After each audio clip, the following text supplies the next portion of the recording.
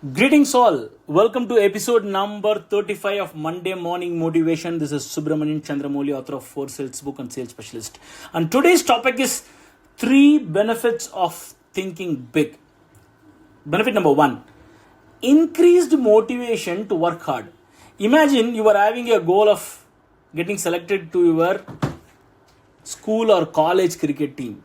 You may put a little bit only of hard work, but imagine you are having a goal to be selected in the Indian cricket team.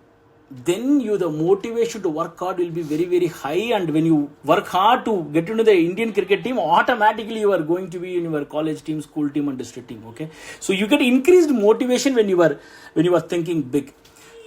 Second benefit is expanded opportunity. If you think very small, you yourself reducing the opportunity. When you put a larger goal, when you think big, you are creating yourself for space for bigger opportunities, so that it will take you to the next level.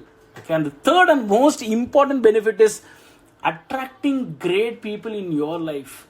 So when you think big, that energy will attract great people in your life as friends, mentors and known contacts.